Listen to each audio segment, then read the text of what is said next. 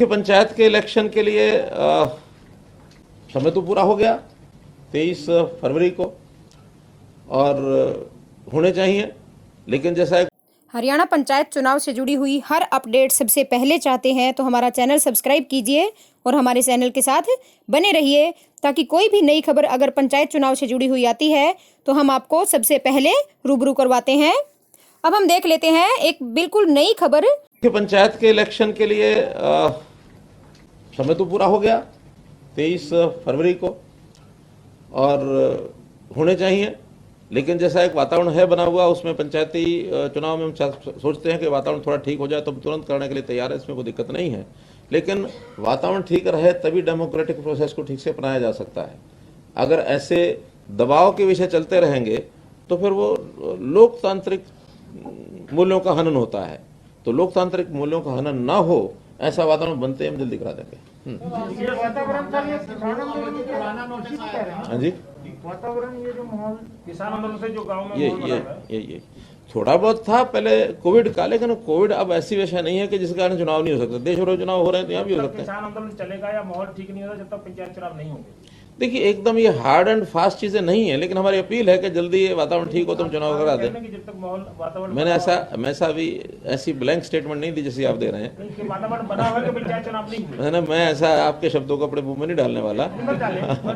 मेरा कहना है कि अभी वातावरण ठीक नहीं है। हाँ, तो इसलिए चुनाव थोड़ा डिले कर रहे हैं। ये सर मंत्रिमंडल विस्तार की चर्चा भी आपके साथी जेजेपी वालों में छिड़ी हुई है कि मंत्रिमंडल विस्तार बजट सत्र से पहले हो जाएगा, कुछ इस तरह का क्या? मतलब कम से कम वो जितना छेड़ते हैं उससे ज्यादा हमारी बिरादरी छेड़ती है। उनको चिंता नहीं, हमको चिंता नहीं। और जिस दिन करना होगा हमको कोई रोक नहीं सकता। हम आपस में बैठेंगे, जब दोनों सहमत होंगे उसी दिन तय कर देंगे। और दोनों सहमत नहीं भी होंगे, 2 सीटें खाली हैं, एक बीजेपी का बनना है, एक जेजेपी का बनना है।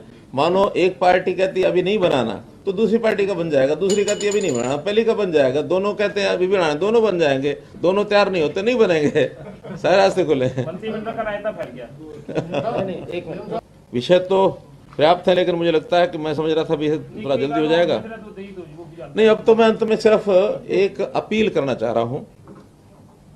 हम देख रहे हैं कि किसान के नाम से ये जो आंदोलन चल रहा है, मैं शब्द प्रयोग कर रहा हूँ किसान के नाम से, क्योंकि सभी किसान इससे सहमत नहीं हैं, लेकिन जितने कर रहे हैं वो भी एक साइजेबल नंबर होने के नाते से एक उन्होंने जो माहौल बनाया हुआ है, उस माहौल में हम चाहते हैं कि धैर्य से इन चीज़ों को उनको समझाकर बताकर बिना किसी फोर्स का उपयोग किए हुए और मामला ठीक हो जाए। और काफ़ी सुधार हो भी रहा है। अब वो चीज़ इंटेंसिटी नहीं है जो आज से 26 जनवरी तक थी। 26 जनवरी एक ऐसा मोड़ आया था उसमें कि किसानों को बदनाम कराने में इन्होंने कोई कसर नहीं छोड़ी। एक बदनामी न केवल देश में, दुनिया में हुई, महसूस भी करते हैं वो लोग। लेकिन अब हमारा कहना है कि शांतिपूर्वक आंदोलन करना ये हर किसी का एक डेमोक्रेटिक राइट है, करें, कोई दिक्कत नहीं। जनता को परेशानी न हो ये हम अपील करते हैं उनको। ये जो सड़क के ऊपर धरना देना ये उचित नहीं है। ये एक प्रकार से दूसरे लोगों के अधिकार का हनन है। अब एक नई जो चीज और शुरू कर दी उन्होंने किसानों को बहकाने की कि अपनी खड़ी फसलें हैं उनको उजाड़ दो, या आपके घर में रोजी रोटी के लिए दूध होता है तो दूध को खराब कर दो, दूध की कमाई मत करो। तो मेरा अपील है मेरी उनकी कि वो जो आंदोलन खत्म होगा नहीं होगा, उन्होंने करना नहीं करना, ये उनका काम है। बैठ करके बातचीत सब हो रही है, हो भी सकती है, कभी भी आए, द्वार खुले हैं। लेकिन किसान को इतना ज़्यादा इस सीमा तक ना आगे बहका दें कि उनके आर्थिक नुकसान और ज़्यादा होने शुरू हो जाएं। आखिर एक फसल बुआई होती है, उस फसल की उपज होगी तो किसान का भी लाभ है, कंज्यूमर को भी खाने को मिलेगा, और ख़राब होती है तो कुछ भी नहीं होगा। अल्टीमेटली इसे नुकसान तो किसान का ही है। कोई एक एरिया में इस प्रकार से कुछ होने के कारण से कंज्यूमर को गेहूँ नहीं मिलेगा या बाकी चीज़ नहीं मिलेगी, ऐसा तो नहीं है। लेकिन जितने लोगों का नुकसान हुआ उनका तो बहुत बड़ा नुकसान हो गया। इसी प्रकार से दैनिक कमाने वाले, रोजी रोटी वाले बहुत परिवार ऐसे हैं जो दूध रोजाना अपनी बिक्री करके अपने घर परिवार को चलाते हैं। अब उसको बेचें, किसी भाव बेचें, हमें दिक्कत नहीं है भाई। आखिर हर किसी को अपना रेट रखने का अधिकार है। 100 रुपया हो चाहे 200 रुपया हो चाहे 50 रुपया हो, ये तो डिमांड एंड सप्लाई है, बिकेगा तो बहुत महंगा, पहले भी बिका है।